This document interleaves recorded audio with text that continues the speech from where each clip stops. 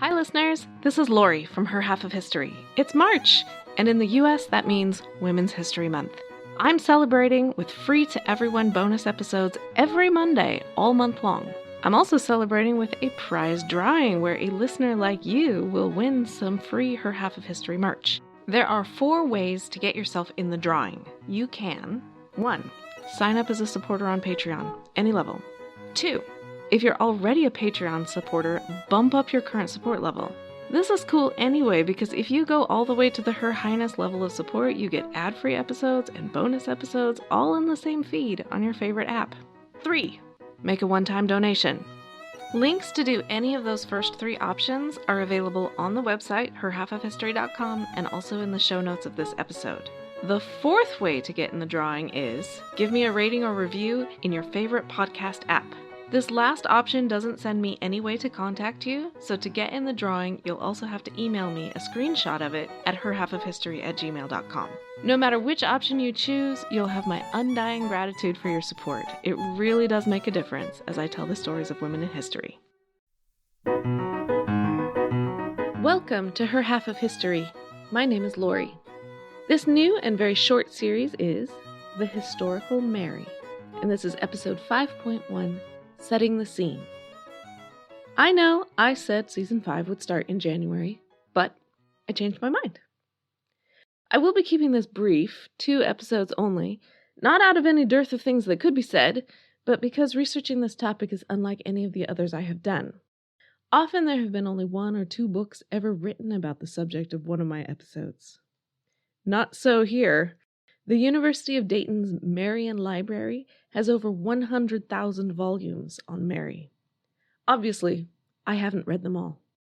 This story has been scrutinized for so long and by so many people that literally every word said about it is contradicted by someone else, somewhere else. Also, I found on picking up a source that it was hard to tell whether I was getting a history book or a devotional book. Sometimes it was hard to tell even after I'd read it. Scholars are supposed to be unbiased, but speaking honestly, they're not. They are people, and pretty much everyone comes to a discussion of Christianity with an opinion already in place, either for or against. Believe me, that shows in the scholarly work. I'm sure it will show in mine as well, so in the interest of full disclosure, I'll just say that I am fully capable of writing a devotional on Mary.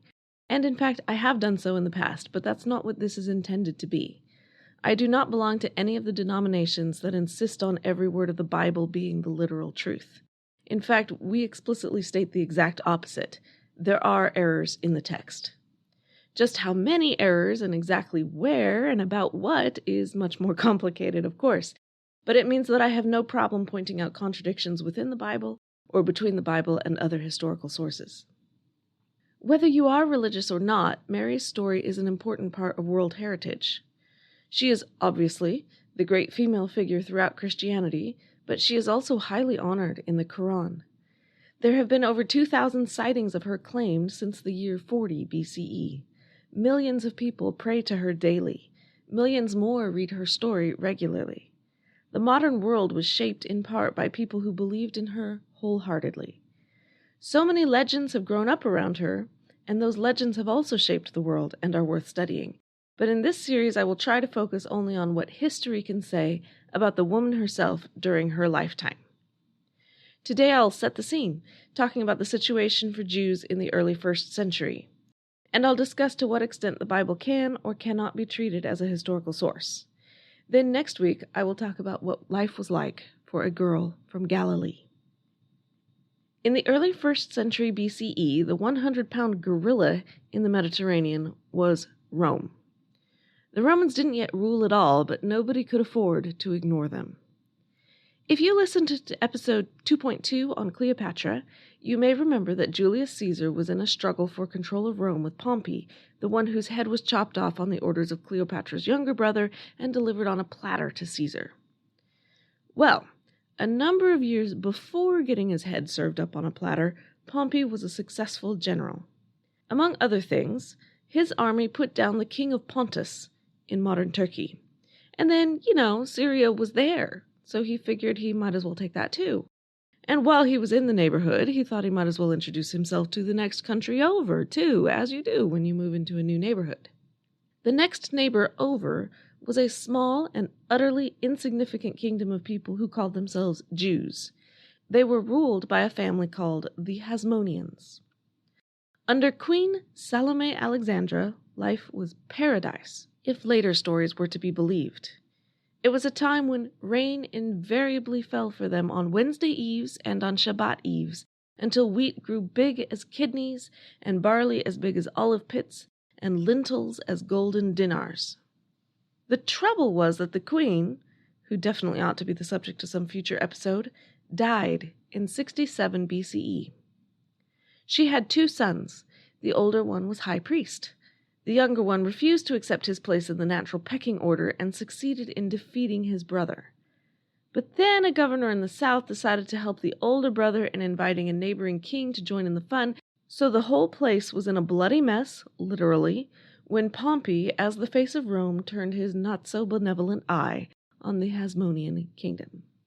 Now, if they'd had just a little more foresight, the various factions would have dropped their quarrels immediately, joined forces, and presented a unified front to the far, far greater threat now facing them. But instead they all rushed to Pompey to persuade him, by which I mean bribe him, to support their side. This worked as well as it usually does, by which I mean not at all.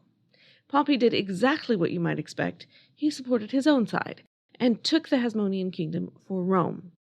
He did condescend to install Salome's oldest son, Hyrcanus, as a vassal, but in no way, shape, or form was Hyrcanus pulling his own strings.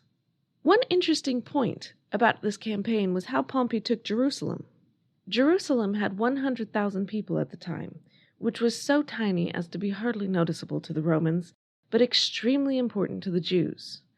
It's in a good location, easily defensible. It might have held out for a long time. But Pompey was a good general, and he knew that understanding the locals is key to any military campaign. In particular, he knew about this weird Jewish religious thing called the Sabbath day. On the Sabbath, they wouldn't work, and at this point in history, the Jews took this very, very seriously, and the definition of work was very, very broad. It wasn't just about not showing up at the office. You weren't allowed to carry anything, certainly not a weapon. The Sabbath was serious business, and Pompey said that sounded just fine to him. He waited until the Sabbath.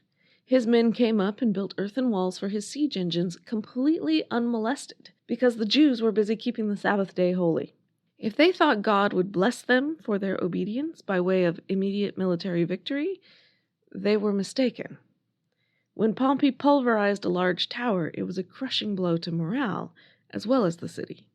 Thus, the independent Jews became part of Rome. After Queen Salome, no stable Jewish ruler governed an independent Jewish state until the mid-20th century. Queen Salome's son Hyrcanus was the vassal ruler, but he had a very strong prime minister named Antipater. Antipater's family was from Idumea, an area that had been annexed into the Jewish kingdom. Forced conversion to Judaism was required. Thus, Antipater was outwardly Jewish, but not ethnically so, and also not faithfully so. Antipater himself is not very important to our story, but he had a son who is. That son's name was Herod. He was put in as provincial governor of the northern part of the country, which means Galilee. Again, if you remember the Cleopatra episode, you may remember that after Caesar was stabbed on the Senate floor, Roman politics split between those who had done the stabbing, notably Brutus and Cassius, and those who were either outraged or pretending to be outraged, notably Octavian and Mark Antony. Antipater and Herod supported Brutus and Cassius, which in the long run was not the right choice, but they got through it okay. Cassius demanded cash to support the cause, and lots of it. One estimate in today's money was $6.3 million just from Palestine, and no, Palestine was not rich compared with other provinces in Rome. Any governor who failed to produce the goods would be personally sold into slavery. Herod's province of Galilee was particularly poor, as it had essentially no assets, just a lot of small farms. So the only way to raise the money was to raise the taxes, which was exactly what Herod did. Naturally, the local farmers were not pleased. While no one in history has ever really loved paying taxes, the Galilean farmers had more than the usual justification. Jewish farmers had always paid a temple tithe of 10% of the harvest. That's from the Book of Numbers in the Old Testament. There was also a temple tax of half a shekel annually. They had also always paid a secular tax to whoever the ruler of the day happened to be, whether Queen Salome or a foreign ruler during the many times that they were conquered. Under this new situation, farmers had to pay a hefty tax to Rome as foreign ruler, and they also had to pay a hefty tax to Herod as Jewish ruler. And Herod added taxes on salt, fishing, commerce, manufacturing, etc.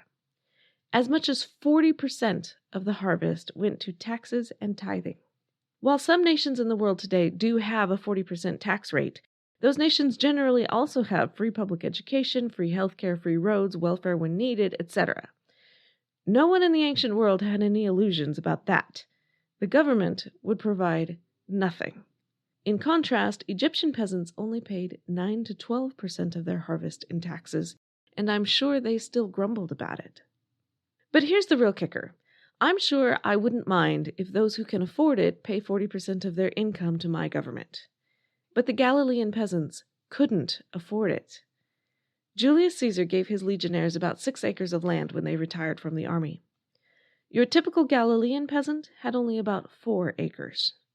Each acre produced around 1,320 pounds of grain each year in a good year.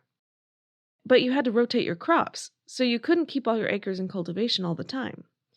If you do the math, as multiple scholars have done, a Galilean farmer needed at least 5.5 acres to feed a family of 4 or 5. And that was before taxes. The point is, the Galilean peasants were hungry. A lot of Jesus' parables had to do with debts and debtors. There's a reason for that. He may have had personal experience, and if he didn't, then many of his listeners did.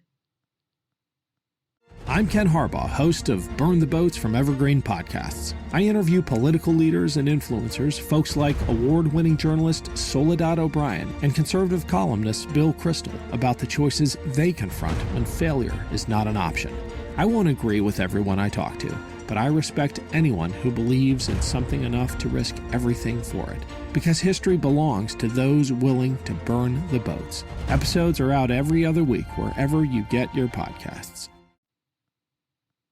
On top of the very real financial and humanitarian crisis, there was the very real religious crisis. In some ways, Rome was quite an enlightened conqueror. Unlike many later Christian and Muslim conquerors, they really didn't care if you kept worshipping your old gods, as long as you also gave lip service to theirs. For many conquered peoples, this wasn't a big deal. If you already have a lot of gods in your pantheon, why not add a few more? If they are powerful, you might as well curry favor where you can. And if they turn out to be weak or indeed non-existent, then no harm done. But the Jews didn't have a lot of gods in their pantheon. They had just one, and he was self-described as jealous. That's Exodus chapter 20, verse 5. The Jews had always lived surrounded by people of other faiths and other gods, and worshipping those other gods had always been a temptation, particularly the ones that had decadent, erotic worship services. It never ended well. In fact, if we wanted to give the Old Testament a subtitle, one possible contender would have to be How the Children of Israel Messed Up Big Time with Foreign Gods Again and Again and Again. By the 1st century, many Jews felt that they had learned their lesson at last. God was not named Jupiter. The real God was not depicted in art at all, certainly not in the nude, which seemed to be Jupiter's favorite fashion statement. The Roman pantheon, not to mention the Roman decadence, was just the latest attempt to subvert Jewish faith, and they were determined not to be subverted this time. The Jews tried various forms of rebellion, and Herod, Jewish in name only, made a name for himself by putting them down. One of the more successful rebel leaders was Hezekiah, who called himself the Messiah, a religiously loaded term. But eventually, Herod got him. Meanwhile, the remaining members of the Hasmonean family reached out to Parthia for help. They managed to claim Jerusalem until 37 BCE when Herod retook it for Rome. Rome rewarded him with the title of King of the Jews, which didn't mean independence or anything ridiculous like that, but was certainly a cheaper reward than anything else they could have come up with. Meaningless titles are great that way. And later, King of the Jews would become a religiously loaded term as well. As king, Herod knew perfectly well that he was utterly despised by his subjects. He made a half-hearted attempt to repair relations by rebuilding the Jewish temple, which was the center of religious life.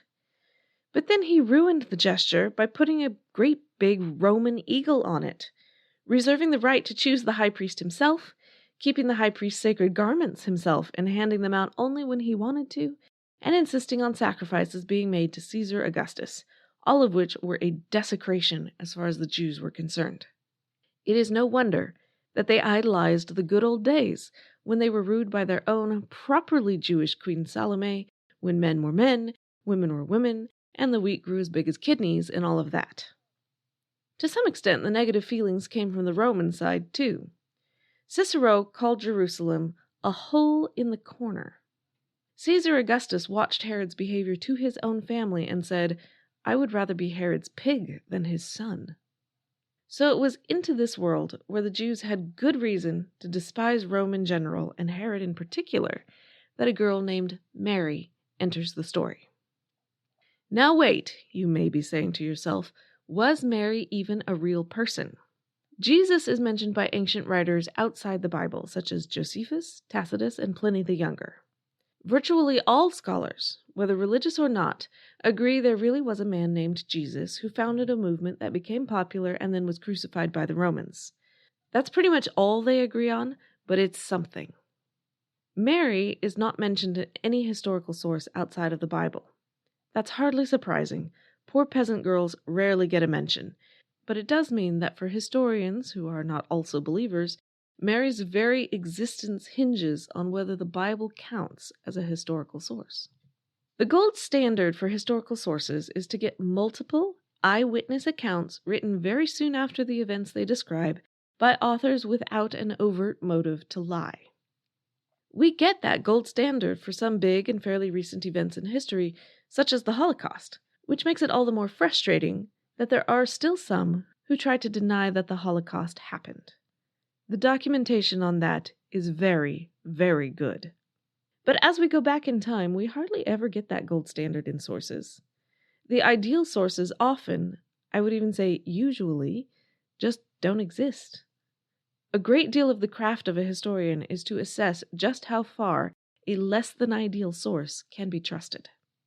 The Bible cannot be assessed as a whole because it's a compilation of sources that have very little in common with each other.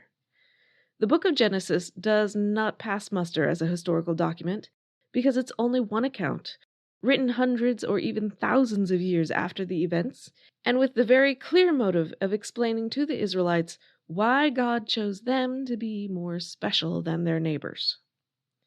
I will hasten to add that this does not mean that you cannot accept it as true, just that your acceptance is based on faith and not on historical evidence. The New Testament is something else entirely. The four Gospels are four accounts telling roughly the same story. So far, so good. Traditionally, the Gospels of Matthew, Mark, Luke, and John were thought to be written by Matthew, Mark, Luke, and John. Matthew and John were apostles of Jesus and therefore eyewitnesses. Mark and Luke never met Jesus, but they were disciples after his death, working closely with people who did know Jesus. So their accounts are secondhand, which is unfortunate, but still fairly good in the realm of less than ideal documentation. Unfortunately, nobody wrote this stuff down during Jesus' lifetime. All four Gospels were written in the late 1st century to early 2nd century, estimates vary, so decades after Jesus' death, which is not as good as we'd like, but still much better than it could have been. A larger problem for the Gospels as history is that many, and maybe most, scholars now think they were originally anonymous, and later attributed to Matthew, Mark, Luke, and John to boost their appeal. Therefore, probably not eyewitnesses. This is so well accepted that some of the sources I looked at stated it as fact, without bothering to include the rationale for it, which is a shame because the counter-arguments were not hard to find. My original draft of this episode included some of the debate back and forth, but ultimately I cut it all, partly because it's a hole so deep I might never get back out, but mostly because I realized it was irrelevant for my purposes. Even if the book of Matthew was written by Matthew, it is highly unlikely that he would have witnessed Mary's big scene right at the beginning of the story. He probably wasn't born yet. And John doesn't even include the birth of Jesus in his version. So as far as Mary is concerned, the Gospels are at least second-hand, possibly quite a bit more than just second-hand. Again, not ideal as a historical source. Some of the commentators take all this as a gotcha moment. See, the authors weren't eyewitnesses, therefore they didn't know what they were talking about, therefore we can ignore everything they say. What they usually fail to mention is that while all this certainly weakens the Gospels as a historical source, it does not eliminate them as a historical source. I guarantee you were taught other things in other areas of history that were based on similarly flimsy evidence. One example, I was taught that after the Roman legions left Britain, it was invaded by the Angles, the Saxons, and the Jutes, who dominated the Romano-Celtic people there, with the Angles even donating their name to become England. It was quite a long time before anyone mentioned to me that that whole scenario is based on one sentence in one chronicle written several hundred years later. Definitely not eyewitness testimony. It was accepted as true because it sounds reasonable and we haven't got any better sources. We wish we did, but we don't. The biggest problem with the Gospels as a historical account is not their authorship or their date, but their bias. These writers have a very clear motive, and that is to convert the unbelievers and strengthen the faithful. But again, if we tossed out every source where the writer had a motive, we'd be tossing out practically all of history. A very high percentage of all writers were working under the principle of make the currently powerful people look good and make their enemies look bad. Just reread the American Declaration of Independence to see what I mean. That does not mean the events described are complete fabrications, just that we ought to remain aware that there is another side to the story. George III would have written it differently. And in the same way, we must stay aware that miracles can generally be explained as God's hand at work, or as naturally occurring events based on scientific principles, or as con tricks, or as later fabrications, depending on your personal preferences. The bottom line is that the Gospels are not great as historical sources, but they are not necessarily worthless either. We know, for example, that they do record the same facts about Jesus' life that Josephus, Tacitus, and Pliny the Younger recorded. If we all agree that Jesus existed, then it seems reasonable to me to assume that he had a mother. And if Mary was not her name, then it is at least a very good guess, since Mary or Miriam was an extremely common name at the time. The Gospels, even if you accept them, say very little about her, so much of what we can say is not specifically about events in her life, but about what life was like for ordinary Jewish girls at the time. This is as close as we can get to telling their story too, and in my view that's a story worth telling regardless of which details the Gospel writers got right and which they got wrong. I hope you'll come back next week to hear that story. My major source for today was In the Footsteps of Jesus by Jean-Pierre Isbou. I'll place a link on the website as well as for a few other sources where you can get a variety of opinions about the authenticity of the Gospels if you are interested. Reviewing me on any of the podcast apps that allows reviews is always appreciated, but so is just listening, so thanks for doing that.